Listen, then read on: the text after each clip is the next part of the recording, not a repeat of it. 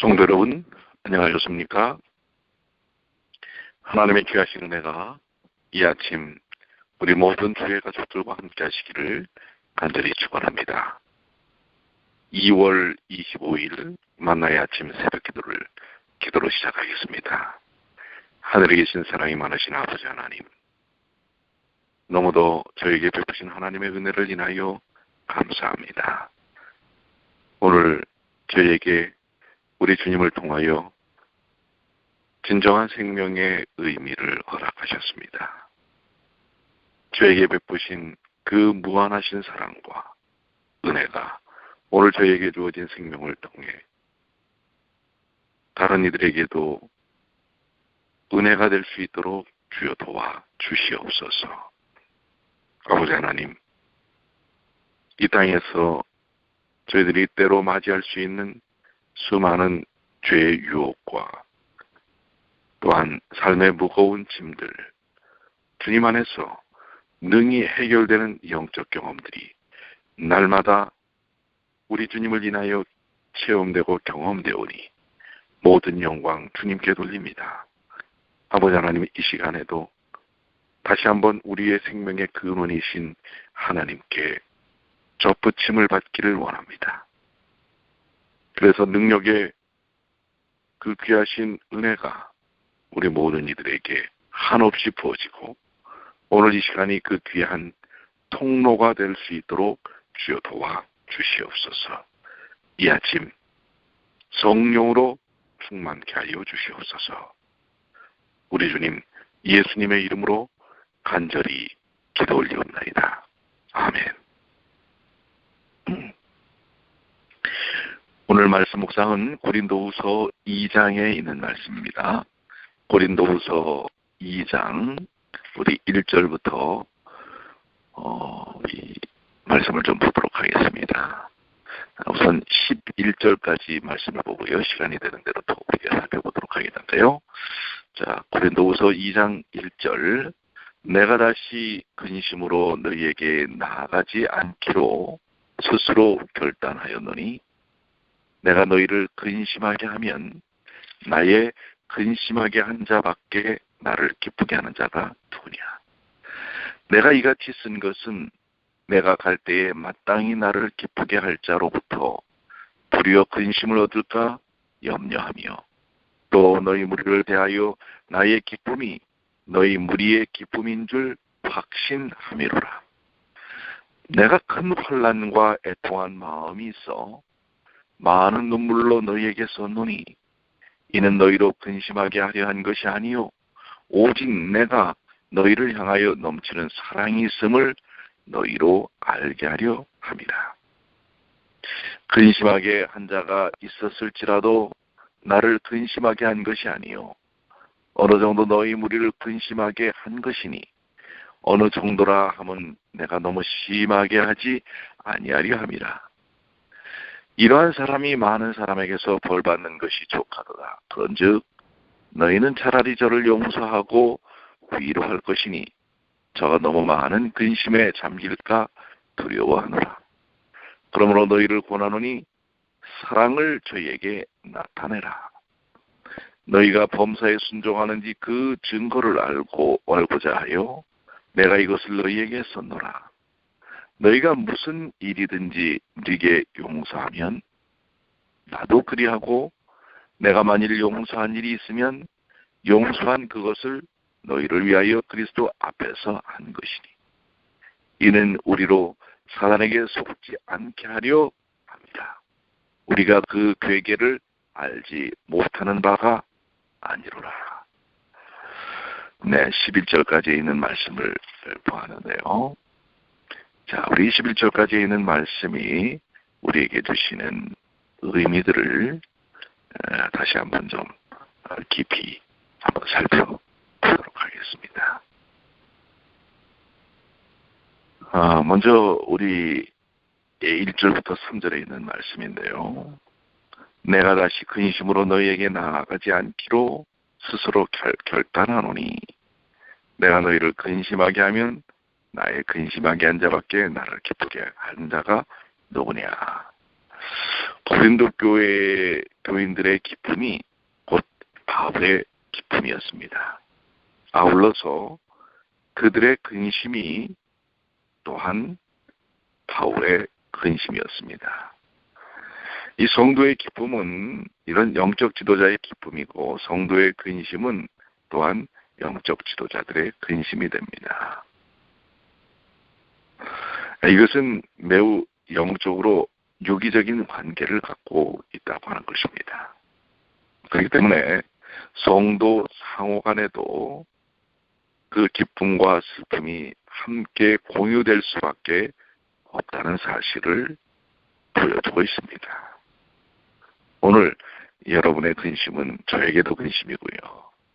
여러분의 기쁨은 저에게도 기쁨입니다. 이렇게 우리는 신앙 공동체로서 하나님 안에서 묶여 있다고 하는 사실, 그래서 우리가 이 일을 위해서 피차 근심될 삶이 아니라 기쁨과 은혜와 행복을 나누는 삶에 대해 우리는 깊이 묵상해 봐야 되지 않을까, 이렇게 생각이 됩니다. 4절의 말씀은 내가 큰 환난과 애통한 마음이 있어 많은 눈물로 너희에게 썼노니 이는 너희로 근심하게 하려 한 것이 아니요 오직 내가 너희를 향하여 넘치는 사랑이 있음을 너희로 알게 하려니라.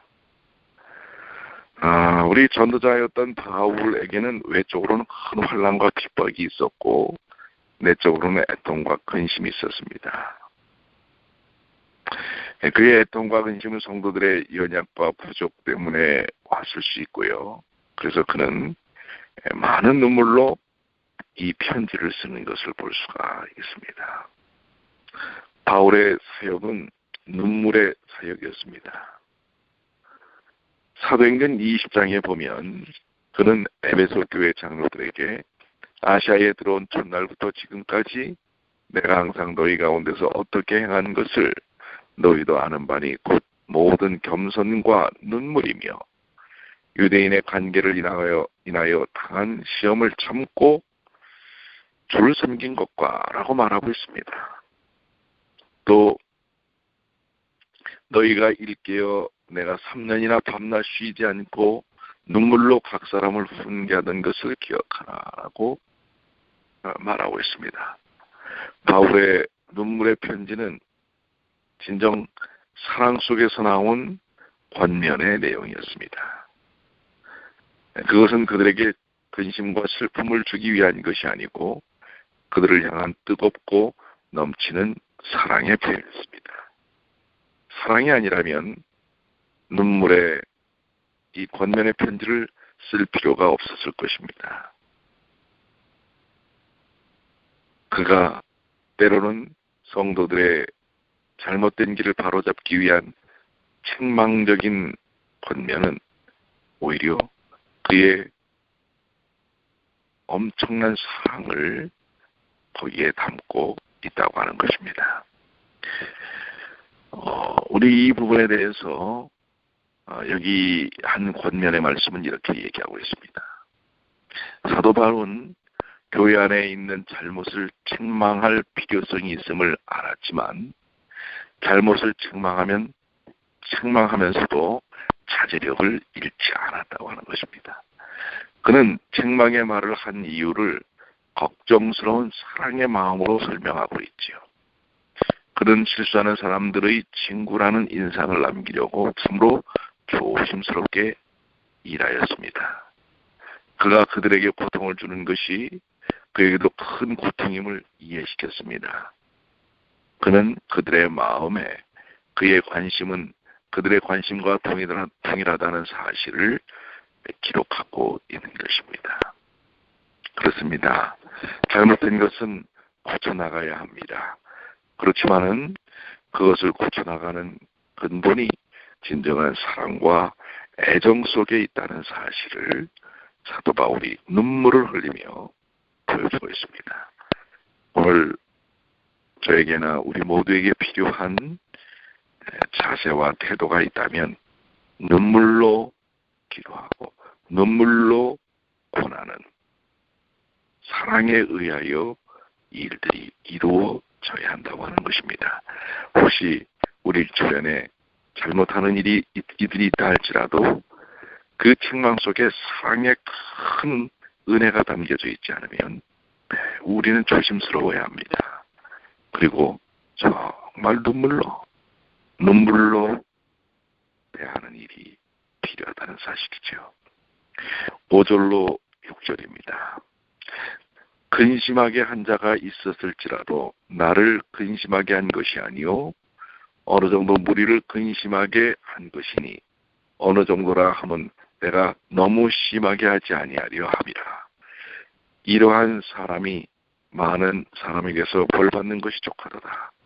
여기 근심하게 한 자는 범죄한 사람을 말하는 것입니다.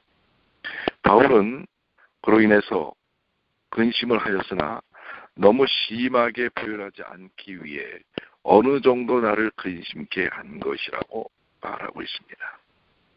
고린도 교회는 범죄자에 대하여 관징하라는 바울의 권면을 받아들입니다. 그 죄를 지적하고 또 그것을 해결하도록 하는 것은 필요하다고 하는 사실입니다. 그러나 그것을 정말 교회가 주의하고 제대로 하지 않으면 안 된다고 하는 것입니다. 이것은 그렇기 때문에 사도 바울은 어느 정도 나를 근심케 하라라고 하였고요. 또한 7절로 9절에 나와 있는 말씀과 연관해서 그런즉 너희는 차라리 저를 용서하고 위로할 것이니 저가 너무 많은 근심에 잠길까 두려워하노라. 그러므로 너희를 권하노니 사랑을 저희에게 나타내라. 너희가 범사에 순종하였는지 그 증거를 알고자 하여 내가 이것을 너희에게 썼노라. 우리가 죄에 대한 문제를 다루는 것은 죄 자체의 처벌의 목적이 있는 것이 아니라 죄인의 회개를 목적으로 하고 있는 것입니다. 그러나 그것도 정말 사랑을 통해서 하지 않으면 안 된다고 하는 것입니다. 그러면 영혼도 잃어버리고 그것을 통해서 나타나는 결과가 망가져버리고 만다고 하는 것입니다. 마치 부모가 자녀를 대하듯이 어떤 잘못된 부분이 있지만 그 아이를 책망함으로써 아이를 잃어버리려고 하는 것이 아니라 정말 뜨거운 사랑 속에서 품고 포용하면서 그 문제를 풀어가도록 하는 부모의 마음이 오늘 교회 속에서 이루어져야 하는 것입니다. 죄는 정리되어야 합니다. 그러나 그 죄를 진 죄인을 향한 우리 교회의 입장과 태도는 매우 신중하고 사랑으로 그가 그런 부분들을 다 수용할 수 있도록 우리가 대하지 않는다면 그것은 큰 상처만 남기고 마는 것입니다. 저도 짧은 목회를 통해서 제가 어떤 한 지역의 지구장으로 있을 때 그 지구 내에 있는 한 교회가 저에게 요청을 하였기에 한 분에 대한 문제에 대하여 다루는 일들이 있었습니다. 여러 차례 여러 과정을 거쳐서 그 갖고 있던 문제에 대하여 처리하는 신중한 과정이 있었음에도 불구하고 그것이 결국 어떤 결과로 나타났을 때 그 당사자는 그 문제를 받아들이지 못하고 결국은 오랫동안 신앙에서부터 어려움을 겪는 그런 과정들을 지켜보면서 우리가 교회에서 죄에 대한 문제를 다루는 일이 정말 중요하고 아무리 신중하게 정한다 할지라도 그 부분을 자칫 잘못하면 영혼을 잃어버리는 그러한 경우들을 우리가 보게 된다고 하는 것입니다.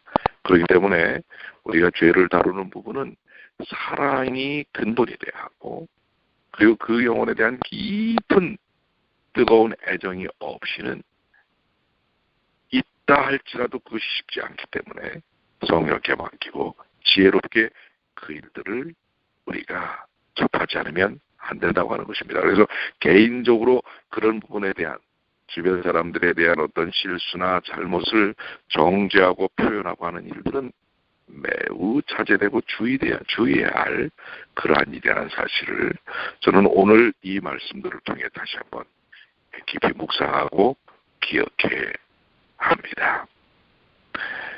자, 10절로 11절에 있는 말씀인데요. 너희가 무슨 일이든지 네게 용서하면 나도 그리하고 내가 만일 용서한 일이 있으면 용서한 그것은 너희를 위하여 그리스도 앞에서 하는 것이니 이는 우리로 사단에 속지 않게 하려 함이라. 우리가 그 계계를 알지 못하는 바가 아니로라. 교회는 회개한 자를 진심으로 용서하고 사랑으로 포용해야 합니다. 그것은 그리스도 앞에서 행해집니다. 주께서는 너희가 땅에서 매면 하늘에서도 매일 것이요 땅에서 불면 하늘에서도 불리리라고 말씀하셨습니다. 이것이 주님께서 저에게 원하시는 겁니다. 죄의 문제는 해결하도록 하는 것입니다. 그러나 죄인에 대해서는 하나님의 방법으로 접하지 않으면 안 된다고 하는 것입니다. 왜냐하면 우리 모두가 다 연약한 사람들이기 때문에 언제 죄를 짓고 죄에 노출될지 모르는 것입니다. 왜냐하면 그 죄의 배후에는 사탄 마귀가 있기 때문에 그렇습니다. 그렇기 때문에 우리가 정령 싸워야 할 영적인 적은 사탄이라는 사실을 우리는 기억해야 합니다. 죄를 진 죄인이 우리가 싸워야 할 대상이 아닙니다. 그를 죄로 인하여 노출케 했던 사단이 우리의 싸움의 본질이라는 사실을 우리는 기억해야 합니다. 그러나 우리는 모두가 다 때로는 이 사실을 놓치게 됩니다. 내가 짓는 죄에 대해서는 매우 관용적이고 관대하면서 다른 사람이 진 죄에 대해서는 매우 정확하게 지적하기를 원합니다. 그리고 그 죄인에 대한 태도는 정죄의 태도를 갖는 경우들이 많다고 하는 것입니다. 오늘 우리는 이 부분에 대한 처리 과정을 정확하게 해야 합니다. 우리는 우리의 영적인 대적이 죄인이 아니라 죄인을 죄짓게 한 사탄이 우리의 적이라는 사실을 기억해야 합니다. 싸워야 할 대상이라는 사실을 기억해야 합니다. 내 자신도 마찬가지고 다른 사람도 마찬가지입니다. 그 사람이 진 죄 때문에 그 사람을 멸시하고 또한 정죄하는 것이 아니라 우리 모두가 다 그 죄에 노출될 수 있는 사람이기 때문에 우리를 유혹하는 그 사탄이 우리의 대적이라는 사실을 기억해야 합니다.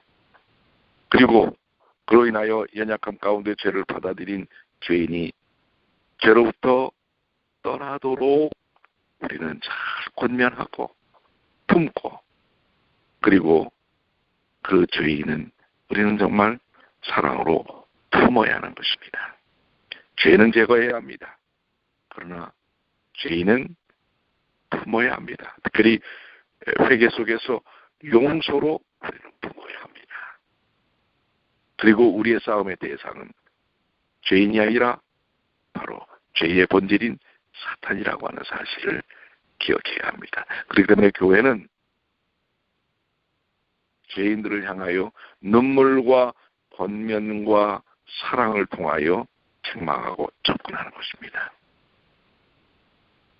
그리고 회개하는 이들에게는 용서와 위로를 줌으로써 마귀의 괴계에 빠지지 않게 해야 한다는 사실을 오늘 이 말씀을 통해서 우리에게 깊이 전달하고 계십니다. 우리 성도 여러분, 오늘 하루도 우리는 자칫 잘못하면 주님을 바라보지 않을 때 마귀의 괴계에 빠질 수 있는 죄인으로 살 수가 있습니다. 죄 속에 허덕일 수가 있습니다. 그러나 우리 주님을 바라볼 때 죄는 사라지고 우리는 주님 안에서 용서와 회복의 치유의 역사를 경험하게 되는 것입니다. 오늘도 세상의 수많은 외적인 핍박과 위협과 또 내적인 유혹 속에서 오직 벗어날 수 있는 길은 주님을 바라보시는 겁니다. 주님께 내 마음을 여는 것입니다. 성령께서 내 안에서 역사하시도록 성령을 초청하는 것입니다.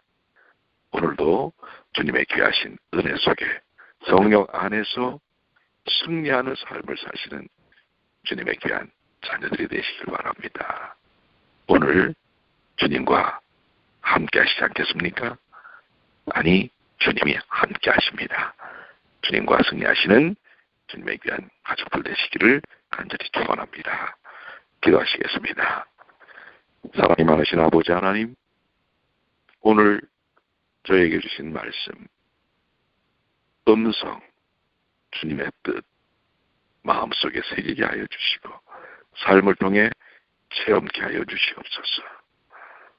죄와 죄인 그리고 죄의 본질적 우리의 싸움의 대상, 적이 누군지 우리는 정확하게 이해하게 하시고 또한 저나 우리 모두가 연약한 인생이라는 사실을 기억하면서 자칫 잘못하면 우리도 죄의 유혹에 빠질 수밖에 없다는 사실을 기억하면서 우리 자신이 승리하는 길은 오직 예수 그리스도만을 바라보고 주님을 붙잡는 것이오니 오늘 하루도 주님 안에서 승리케 하여 주시옵소서. 일을 할 때나 공부를 할 때나 또한 어떤 일들을 할 때에도 주님과 동행하는 주님의 귀한 자녀들이 되게 하여 주시옵소서. 이제 내일부터 우리 사경회가 시작됩니다. 설교자가 그 말씀을 전하는 것도 중요합니다. 그런 것을 받아들이는 마음의 밭이 중요합니다. 간절한 마음으로 올해 내가 하나님의 말씀을 어떻게 받아들였고 또 하나님의 말씀 속에 살 것인가를 결심하고 힘들고 지치고 현대생활 속에서 바쁘지만 시간을 내어서 하나님의 말씀을 사모하는 애정을 갖도록 도와주시옵소서. 내일 또 눈이 온다고 합니다. 주님께서 일기를 주장하셔서 성도들이 교회 나오는 일들이 어렵지 않도록 인도해 주시옵소서.